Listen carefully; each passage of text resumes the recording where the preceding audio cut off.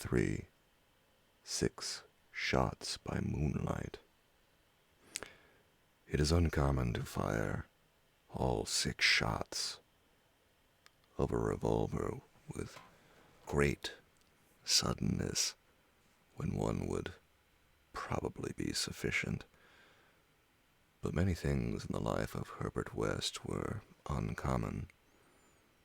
It is, for instance, not often that a young physician leaving college is obliged to conceal the principles which guide his selection of a home and office. Yet that was the case with Herbert West. When he and I obtained our degrees at the medical school of Miskatonic University and sought to relieve our poverty by setting up as general practitioners, we took great care not to say that we chose our house because it was fairly well isolated and as near as possible to the potter's field. Reticence such as this is seldom without a cause, nor indeed was ours, for our requirements were those resulting from a life work distinctly unpopular. Outwardly, we were doctors only, but beneath the surface were aims of far greater and more terrible moment. For the essence of Herbert West's existence was a quest amid black and forbidden realms of the unknown, in which he hoped to uncover the secret of life and restore to perpetual animation the graveyard's cold clay.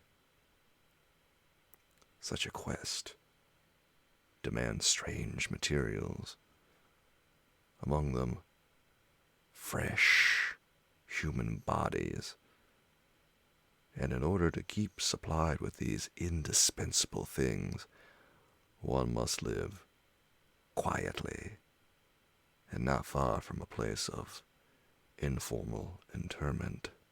West and I had met in college, and I had been the only one to sympathize with his hideous experiments. Gradually, I had come to be his inseparable assistant, and now that we were out of college, we had to keep together. It was not easy to find a good opening for 2 doctors in company, but finally the influence of the university secured us a practice in Bolton, a factory town near Arkham, the seat of the college. The Bolton Worsted Mills are the largest in the Miskatonic Valley, and their polyglot employees are never popular as patients with the local physicians. We chose our house with the greatest care, seizing at last on a rather run-down cottage near the end of Pond Street, 5 numbers from the closest neighbor, and separated from the local potter's field by only a stretch of meadow land, bisected by a narrow neck of the rather dense forest which lies to the north. The distance was greater than we wished, but we could get no nearer house without going on the other side of the field, wholly out of the factory district. We were not much displeased, however, since there were no people between us and our sinister source of supplies. The walk was a trifle long, but we could haul our silent specimens undisturbed. Our practice was surprisingly large from the very first, large enough to please most young doctors, and large enough to prove a bore and a burden to students whose real interest lay elsewhere. The mill hands were of somewhat turbulent inclinations, and besides their many natural needs, their frequent clashes and stabbing affrays gave us plenty to do. But what actually absorbed our minds was the secret laboratory we had fitted up in the cellar. The laboratory with a long table under the electric lights, where in the small hours of the morning we often injected West's various solutions into the veins of the things we dragged from the potter's field. West was experimenting madly to find something which would start man's vital motions anew after they had been stopped by the thing we call death, but had encountered the most ghastly obstacles. The solution had to be differently compounded for different types. What would serve for guinea pigs would not serve for human beings, and different human specimens required large modifications. The bodies had to be exceedingly fresh, or the slight decomposition of brain tissue would render perfect reanimation impossible. Indeed, the greatest problem was to get them fresh enough. West had had horrible experiences during his secret college researches with corpses of doubtful vintage. The results of partial or imperfect animation were much more hideous than were the total failures, and we both held fearsome recollections of such things. Ever since our first demonic session in the deserted farmhouse on Meadow Hill in Arkham, we had felt a brooding menace, and West, though a calm, blonde, blue-eyed, scientific automaton in most respects, often confessed to a shuddering sensation of stealthy pursuit. He half felt that he was followed, a psychological delusion of shaken nerves, enhanced by the undeniably disturbing fact that at least one of our reanimated specimens was still alive. A frightful carnivorous thing in a padded cell at Sefton. Then there was another, our first, whose exact fate we had never learned. We had fair luck with specimens in Bolton, much better than in Arkham. We had not been settled a week before we got an accident victim on the very night of burial, and made it open its eyes with an amazingly rational expression before the solution failed. It had lost an arm. If it had been a perfect body, we might have succeeded better. Between then and the next January, we secured 3 more. 1 total failure, 1 case of marked muscular motion, and 1 rather shivery thing. It rose of itself and uttered a sound. Then came a period when luck was poor, interments fell off, and those that did occur were of specimens either too diseased or too maimed for use. We kept track of all of the deaths and their circumstances with systematic care. One March night, however, we unexpectedly obtained a specimen which did not come from the potter's field.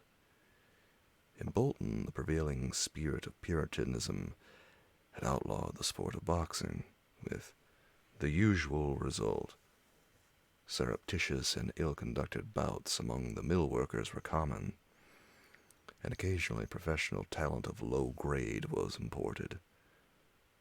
This late winter night, there had been such a match, evidently with disastrous results, since 2 timorous men had come to us with incoherently whispered entreaties to attend to a very secret and desperate case.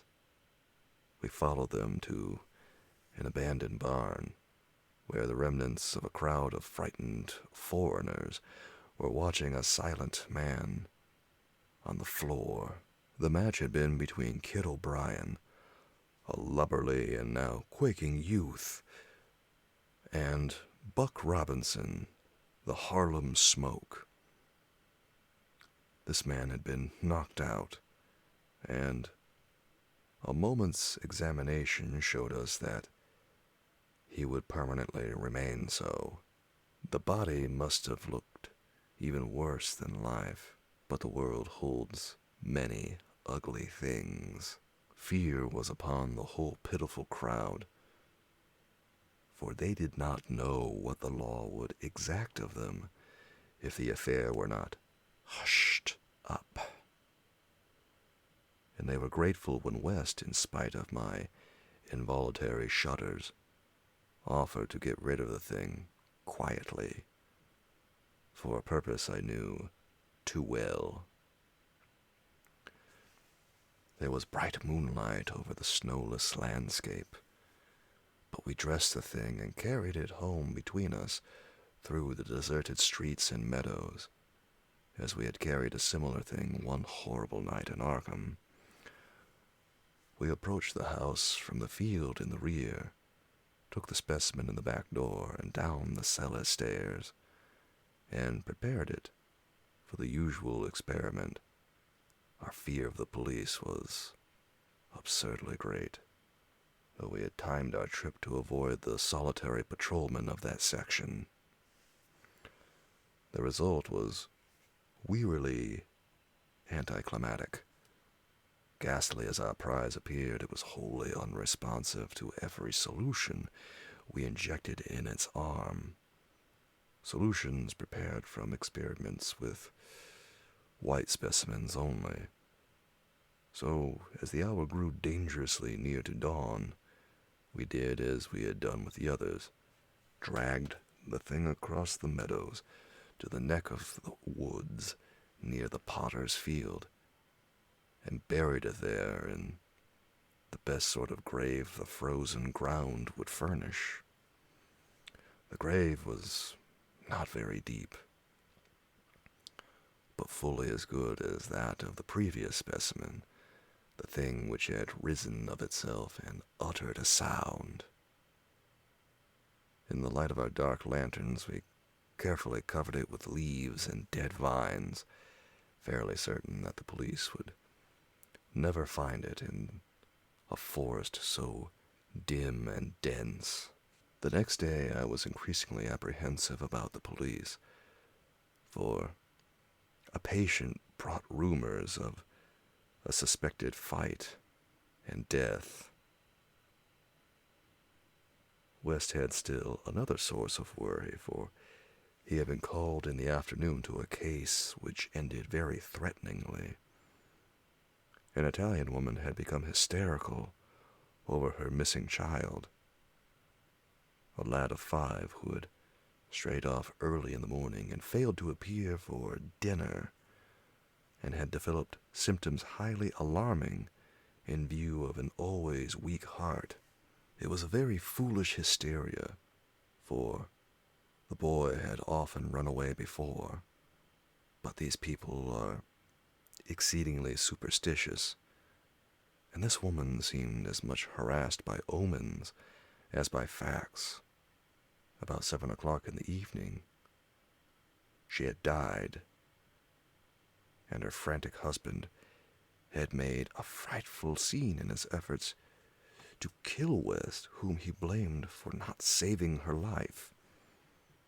Friends had held him when he drew a stiletto, but West departed amidst his inhuman shrieks, curses, and oaths of vengeance. In his latest affliction, the fellow seemed to have forgotten his child, who was still missing as the night advanced. There was some talk of searching the woods, but most of the family friends were busy with the dead woman and the screaming man. Altogether, the nervous strain upon West must have been tremendous. Thoughts of the police and of the mad Italian man both weighed heavily. We retired about 11, but I did not sleep well. Bolton had a surprisingly good police force for so small a town, and I could not help fearing the mess which would ensue if the affair of the night before were ever tracked down. It might mean the end of all our local work, and perhaps prison for both West and me. I did not like those rumors of a fight which were floating about. After the clock had struck 3, the moon shone in my eyes, but I turned over without rising to pull down the shade. Then came the steady rattling at the back door. I lay still and somewhat dazed, but before long heard Wes's rap on my door. He was clad in dressing gown and slippers, and had in his hands a revolver and an electric flashlight. From the revolver, I knew that he was thinking more of the crazed Italian man than of the police. "We'd better both go," he whispered. "It wouldn't do not to answer it anyway. And it may be a patient. It would be like one of those fools to try the back door." So we both went down the stairs on tiptoe, with a fear partly justified and partly that which comes only from the soul of the weird, small hours. The rattling continued, growing somewhat louder. When we reached the door, I cautiously unbolted it and threw it open, and as the moon streamed revealingly down on the form silhouetted there, West did a peculiar thing. Despite the obvious danger of attracting notice and bringing down on our heads the dreaded police investigation, a thing which, after all, was mercifully averted by the relative isolation of our cottage, my friend suddenly, excitedly, and unnecessarily emptied all 6 chambers of his revolver into the nocturnal visitor. For that visitor was neither the Italian man nor a policeman. Looming hideously against the spectral moon was a gigantic, misshapen thing, not to be imagined save in nightmares, a glassy-eyed apparition, nearly on all 4s, covered with bits of mold, leaves, and vines, caked with blood, and having between its glistening teeth a snow-white, terrible, cylindrical object, terminating in a tiny hand.